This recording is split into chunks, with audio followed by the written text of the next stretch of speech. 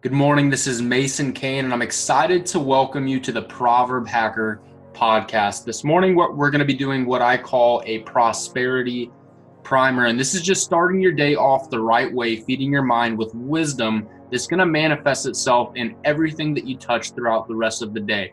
Today, what I'm going to do is some proverb hacking for you, and this is going to be decoding some scripture in Proverbs from King Solomon, as we know, is the wisest man to ever exist and the wealthiest man to ever exist. And he gave us an entire book of the Bible, sharing the wisdom that he used, that God gave him to build the biggest kingdom to ever exist on planet Earth. So today we're going to be in Proverbs 16:21. It reads as follows: "The wise in heart shall be called prudent, and the sweetness of the lips increaseth learning." Now, this is a verse that is very easy to just read over and move on, but there's a lot of meat in here. And what I'm going to do is kind of dissect some of these words. We're going to go into the root Hebrew meaning of the original translation. You guys are going to kind of see how some wisdom can be distilled from verses like this if you actually dive in deep and study rather than just reading and moving along. So the first word that I'm going to dissect is going to be this word right here, wise. Okay, so in the original Hebrew translation, it's pronounced shakam. It's Chakam, and the meaning of that word is actually skilled.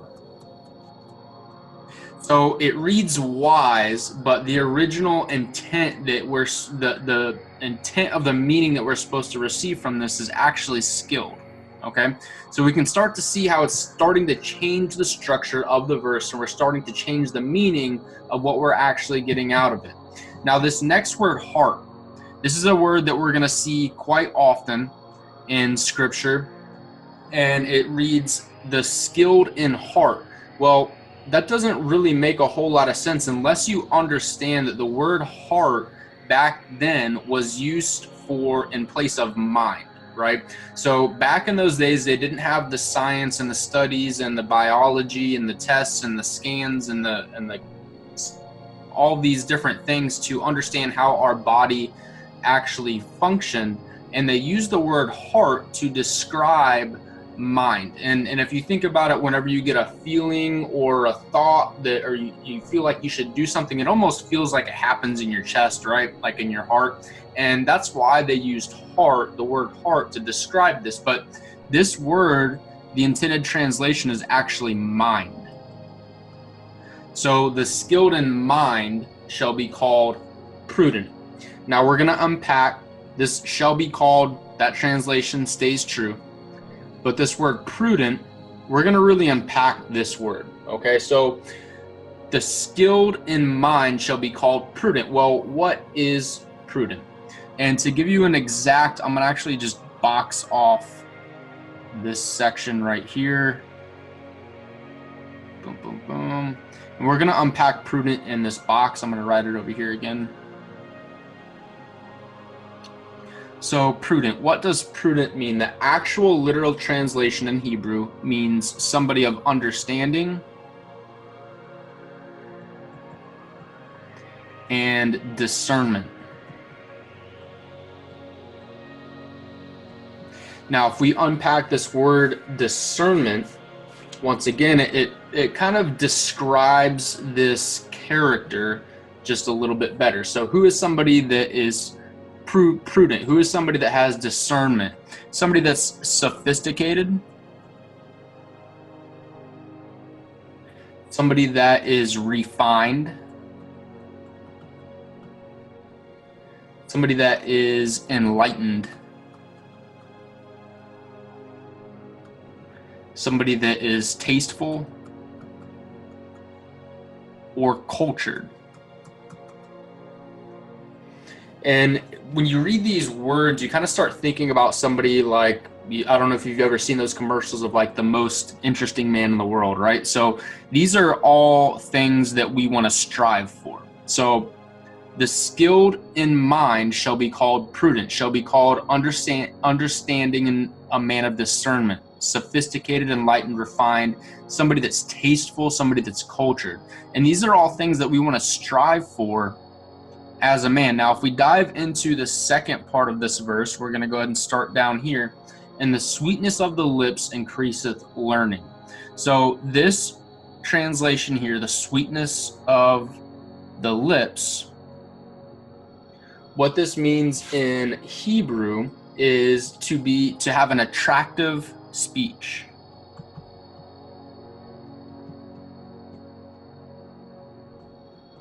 Now, attractive speech is kind of easy to explain, but it's much easier to understand what unattractive speech would be, right? So a truth always has two sides, and I'm not going to dive too deep into this right now, but if a truth is true in one way, it's also true of the opposite, right? So for example, with this, and attractive speech increases learning, it would also be true that unattractive speech decreases learning, right? And we're going to unpack this word learning here in a second.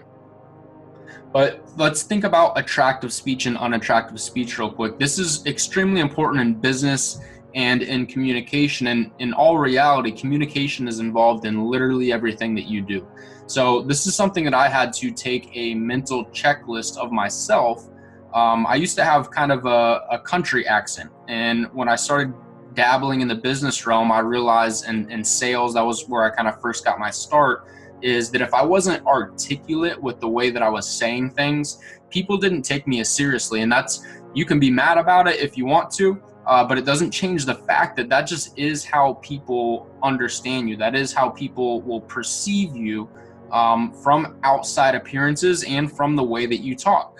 So this is not something that you're not born a certain way. It's not like you're born with, like you're born a certain color. You're not born with a certain way of talking. These are habits that you've picked up throughout your lifetime with the people that you've hung around, the people that you surround yourself with, maybe TV shows you watch, people you look up to. I can even now tell that certain groups that I hang around with, if they talk a certain way, maybe it's like a real slow talk and they draw their words out. Like if I start hanging out with a group like that, I'll notice that my speech patterns start to mirror that. And this is just a natural thing that happens to all humans, but it's something that we need to be mindful of. So what you might want to do at this point in this morning as you're driving or watching or listening to this is just take a mental checklist of your speech patterns. Are they serving you? Or are they being a disservice to you and what you're trying to accomplish, right? So we're talking about attractive speech increases learning. Now, this is a word we're going to dissect the root meaning of this word, and it's going to completely change this verse, right? The original Hebrew translation of this verse doesn't mean learning at all. It comes from the root word. It's spelled like this: Leqach. I'm not sure how to pronounce that. That's the original Hebrew word that is used here that we get the translation learning, but this actual definition means persuasiveness. And this is a truth that I've seen very true in my life and many others. Attractive speech increases persuasiveness. And this is something that's absolutely imperative in anything that you're doing, whether you're selling, whether you're in customer service, whether you're a telemarketer. It doesn't matter, but especially if you're in business for yourself, communication is literally everything that we do. It's involved in sales, it's involved in business, it's involved in managing, it's involved in creating, it's involved with working with a team. And if you don't have attractive speech, you're not going to be as persuasive, right? And we can also, again, let's play the opposite game here, because we can do that with the truth. Unattractive speech would decrease persuasiveness, right? So this is also true. If you have unattractive speech, it's going to decrease the persuasiveness. So another thing that I liked is that we use the word skilled here, right? And this is this is good news, right? Because you can be born naturally talented with some certain things, but you're never born naturally skilled, right? Skilled is something that takes work. You have to work in order to develop a skill. So what Solomon is telling us here is that with work, we can become skilled in mind, which is going to basically cause us to be called prudent, right? Cause us to be called a man of understanding and discernment, sophisticated, refined, enlightened, tasteful, cultured. So work can change this, right? Just because maybe you're not skilled in mind right now doesn't mean that you're going to be stuck that way. With work, we can change that. And then also attractive speech, work can also change this. This is not a coincidence that we see this pattern in here, right? Work can change both of these things. So what I want to do today is just take a mental checklist of, attractive speech. That's going to be a big one. And where else can you be developing your mind? You're on this call, you're listening to this recording, this podcast, this video. So you're already taking steps in the right direction. And just by you being here, I can guarantee you that you're on the right path, right? So continue to listen to these, continue to start your day off on the right foot. Thanks for joining today. Thanks for joining the Proverb Hacker podcast, and I'll look forward to seeing you on the next episode.